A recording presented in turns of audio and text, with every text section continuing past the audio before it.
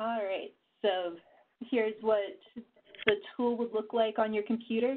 And if you all are like me and have multiple monitors, please feel free to Google the tool and play around as I demonstrate the different screens and functionality. As I was saying before, I wanted to recognize the great work from the development team. Before I took over the lead, this project was led by many years by Randy Berlin. And this is part of a cohesive project on community-based final ecosystem goods and services led by Matt Harwell and Ted DeWitt. And on this slide, I'm just showing the names of several of the other researchers on this project and showing can you all see my mouse? The conceptual diagram of showing how a policy or stressor impacts ecosystem goods and services, which then influences human well-being. And the EcoService Models Library lives in this space right here between policy or stressors and ecosystem goods and services. It's a database of ecological production functions. And this work is also part of a larger portfolio of sustainable and healthy communities research at EPA, which has many great ecosystem goods and services tools such as the Enviro Atlas and Velma and many others. So the goal of today's webinar is to give you a demonstration of this new tool, and the hope is to encourage decision makers to use the EcoService Models Library to find models to estimate ecosystem goods and services. And I'd also like to start doing some crowdsourcing to bolster the content in the library. So if anyone wants the URL to follow along on another monitor and click through, it's right here. It's https esml.epa.gov. So what is the EcoService Models Library? Let's start off with some things that it's not. It does not run the models for you. It's not an endorsement of models, and it's not going to give you things like the value of an acre of a certain type of ecosystem. This EcoService Models Library is a searchable database of ecological models for estimating the production of ecosystem goods and services, and it contains detailed descriptions of source documents, models, and their variables. So here's the landing page, and if you click over to the right where I've got this red circle, you can see the data map and see that the types of documents that are described in ESML are from left to right, the source documents, ecological models, which are models of ecological production functions, and the variables within those models.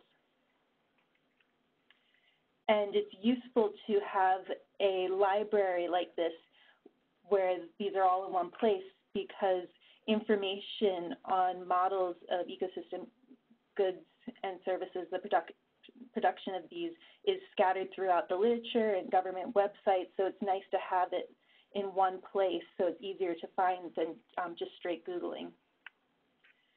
So where do the source documents come from? Here's examples of some of the source documents, and in a recent conversation with Lydia Olander, she suggested going through the recent NEST report from last summer. So John Wilson did do that, and it was encouraging to see that many of the models that we have in the library already were also the ones that were referenced in this report. So some examples are the SWAP model, Invest Pollination, the iTree models, ARIES, U4 models.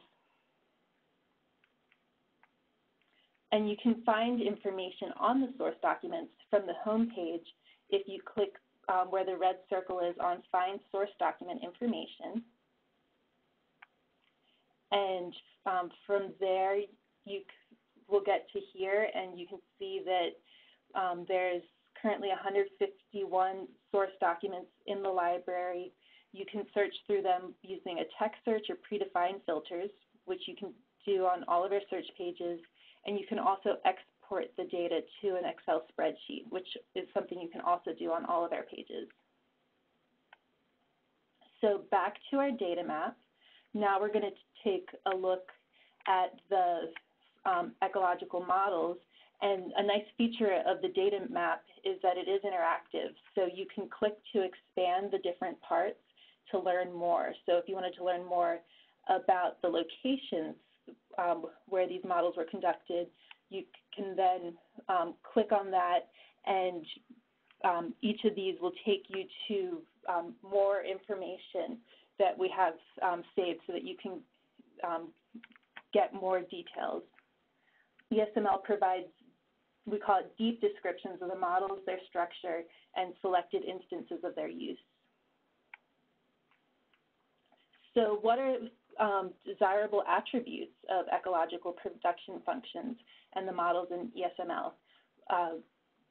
Randy and a team published a paper that lists 9 desirable attributes shown here at the bottom, and I'm going to quickly scroll through those so that you know what we're looking at for criteria.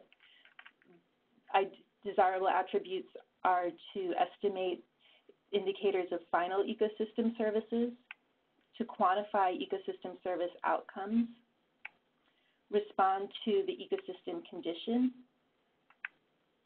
respond to stressors or management scenarios, have the right level of complexity, rely on data with broad coverage that are shown to perform well and functionally validated, that are practical to use, and open and transparent. So we're looking for models that are well documented and adaptable. You can search for the models from the home page by clicking either of these spots where you see the red circles. And when you click there, you'll get information such as the unique ID number, the model short name, response variables produced. You can read the columns across the top. And a really powerful thing about ESML is that there's 21 different filters that you can use to search for models. And each of these, if you click on the little info button, will give you more information on what it is when you use that search filter. For example, for ecosystem services, ESML currently maps to both CICES and Nexus. CICES is the Common International Classification of Ecosystem Services based on the Millennium Ecosystem Assessment, and Nexus, the National Ecosystem Services Classification System. And here's a partial breakdown of the service classes, just showing you how many models showed up in each category of CICES. So for provisioning, and then going through to one layer down further for regulation and maintenance, and for cultural services. The most common currently in ESML are models that are on the maintenance of conditions with 62. And here's a detail of this category so that you can get a sense of what are the topics of these models. Likewise, here's a similar analysis for Nexus. And 2 notes to start off with, that Nexus identifies these 7 end product categories for each of 14 different environments. The environments are combined for this presentation. And the second note is because intermediate services are excluded, fewer models align to Nexus than to CICES. And so here's the number for each, and the subcategories for water, flora and fungi, fauna, soil, atmospheric conditions, other biotic and abiotic, and then composite end products. And so you, in addition to being able to search for models, you can also save the models. You can register just with your email address, and you pick a password so that you can save the models in your little suitcase. And you just hit the save button to do so. And at any point, you can also export what you're seeing in the library to a spreadsheet. Another nice feature is being able to compare the models. And we have 4 different ways that you can, criteria that you can use for comparing the models. For example, you can compare them by the variable role, by the variable category in the variable classification hierarchy, all the model descriptors, and then descriptors by modeling concept. And you can click on the which comparison is best for me to learn more about what is in each of these comparisons.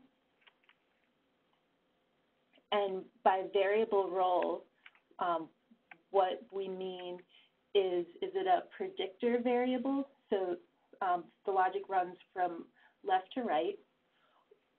Is it a predictor that's time or space varying? Is it a predictor that's a constant or parameter, an intermediate, or is it the response variable that you get from using the model? So on the left, we have the inputs that you need to run the model, and then on the right is the response variable, the output that you get from using the model. And for each of the models in the library, we have these variable relationship diagrams to show in a simple way before digging deeper into the model what information you need to run it and what value you'll gain from using that model. In a second comparison that you can do is compare by the top level categories in the variable classification hierarchy. And these categories are shown here. And the variable classification hierarchy is a nice way to sort the variables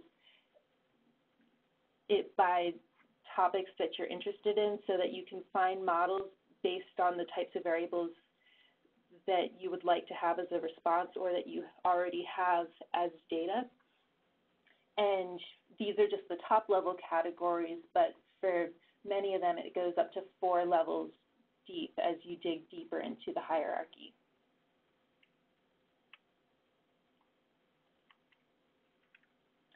So what are the benefits of using the EcoService Models Library?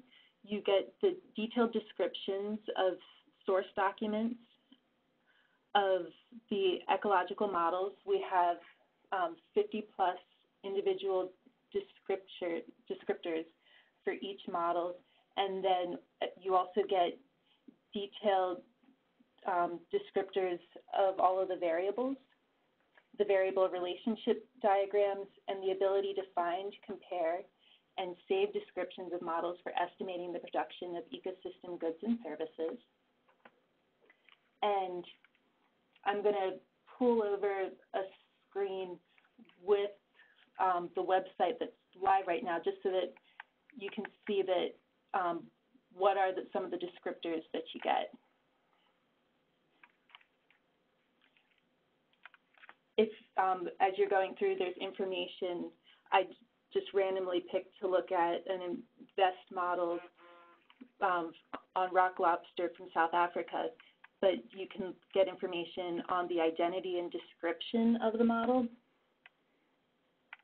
how you would access. So here you would go to the Natural Capital Project to access this, the contact name, a summary description, information on a specific policy or decision context cited.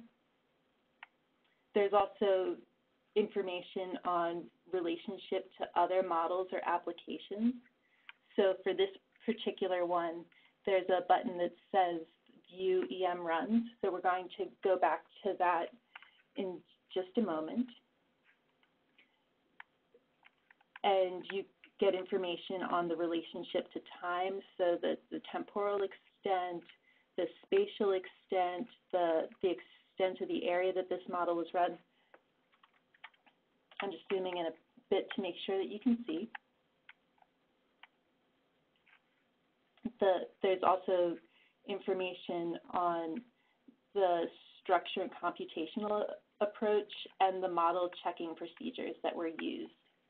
And any point in here, if you want to see more about what a particular topic is, you can hit the question mark button and find out what this descriptor means and the criteria that were used to enter it into ESML.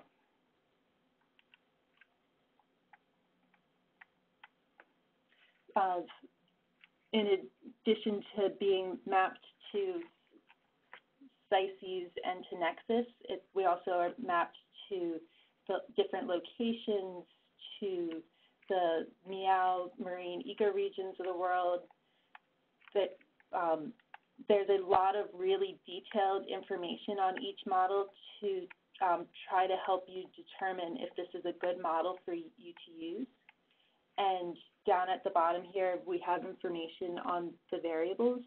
And like in the diagram that I showed you, it's divided into what are the predictors that you need to run the model, the intermediates that are produced from these predictors, and then the overall response variables that come out. So first I'm going to show you what it means to have runs, which are different applications. So let's open that up.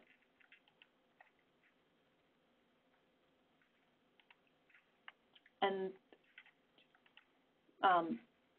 when we expand that, we can see that this was run with multiple scenarios, a business as usual, redirect the poachers, large-scale cutbacks, and a cutback harvest at a specific date, so that you get information on what are the types of runs for this model.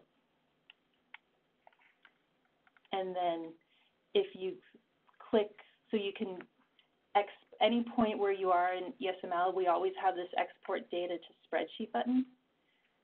And you can get what you're looking at as a Excel file that you can take with you.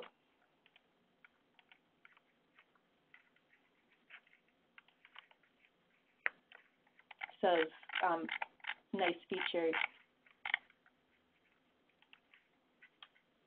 And the variable relationship diagrams you can also download as PDFs for all of the models by clicking there. And so we can see for this model that you need your time and space is your age class of the lobster by sex. For each of these variables, the units are listed at the end of the name. And then from these predictors on the left, you get the intermediates in the middle, and then the values that as your response variables, so the fishery value in lobsters,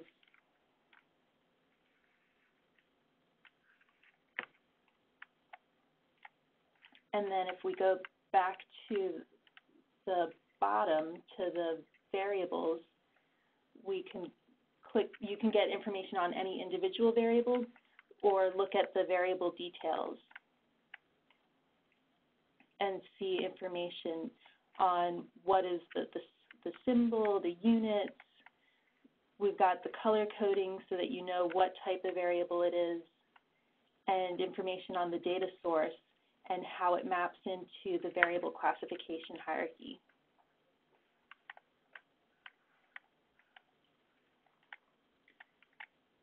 And there's also information on spatial characteristics, temporal characteristics, the values, variability and sensitivity, and operational validation. And I'm going to jump back into the home page so that we can go into Learn About ESML, and you can get more information on the different concepts that are used in the database. And particularly of interest is the variable classification hierarchy, which you can use to explore which variables you want to by topic. So this has information on the purpose and the objectives of this classification hierarchy. And if we go to search EMs, you can explore the different filters and see that it's currently mapped to a variety of collections,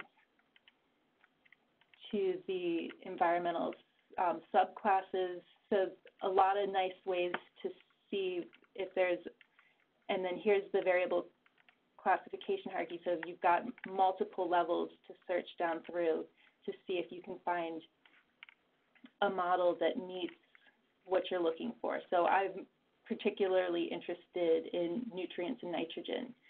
So I can search down to see nitrogen-related models and find that there's 19 results in the library with information on nitrogen, and you can also, to compare the models, as I mentioned earlier, you click the boxes along here and hit Compare Selected Model.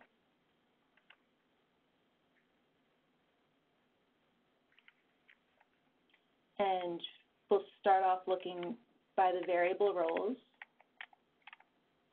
so that you can see the predictors. So each model, the name is at the top, and you can see what the predictors are and the response variables to see how these models compare.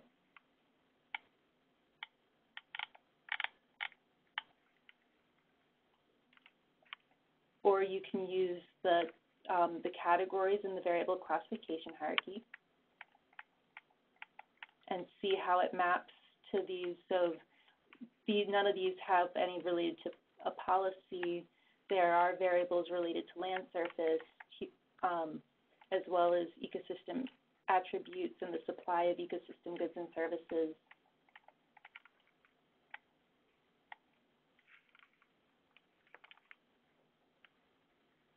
So it gives you a sense of the deep details that are currently in the database.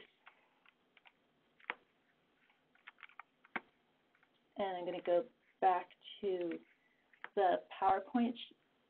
And so one of the things that I'm looking to start, since right now we have over 150 models, but then when you think of all of the important ecosystem services and scenarios, you realize that that's just the tip of the iceberg. So I'm looking to model developers to please nominate their models for inclusion in the library. And how you get to the template for doing that is from the home page, hitting the Contact Us button. And I went intentionally low-tech with this. It's a Excel file that you describe the source document, the variables, and sketch a variable relationship diagram and email that to me. And the sketches, they can be ugly. It doesn't have to be perfect like the ones that are currently in ESML. The important thing is to get what the variables are and how they relate to one another. And it's particularly good if you can have, so showing the predictor and response variables. These are just a couple sketches to demonstrate what we're looking for the crowdsourcing. And if you nominate a model, it'll go through, so this will be a great way to get us started, but because we have very high quality assurance standards, our team of John Wilson and Greg Wamnicki will go through them and do the actual entry. This will be a way to jumpstart that, and it'll be an iterative and collaborative process. And if you'd like to learn more about what's going on with the EcoService Models Library, you can listen to a podcast that came out last week by Ingrid Halke on the private side of public work, where I share about the library, and Joel Hoffman also shares about how ecosystem goods and services have been informing a health impact assessment that he's working on for a major wetland restoration project in the Great Lakes. And I'll also be sharing about ESML at 2 upcoming conferences, the 6th Interagency Conference on Research in Watersheds that'll be in Shepherdstown, West Virginia in July, and then the ACES Conference that Sarah mentioned at the beginning of this call. So I hope that you have enjoyed this introduction to the EcoService Models Library. The next steps are to develop some use case demonstrations to add more models, and I'm going to be doing outreach to the model authors of each of the over 150 models currently in the library to make sure that we have accurately captured their model, and to see if you'd like to nominate additional models for inclusion. And if anyone has ideas for other groups or audiences that would be interested, I'd love to know. So thank you for the opportunity to share. My contact information is here, esml@epa.gov, as well as my phone number. And if folks have questions, I'm going to pull up the website so that we can explore it a little more. And I look forward to your comments and questions and suggestions.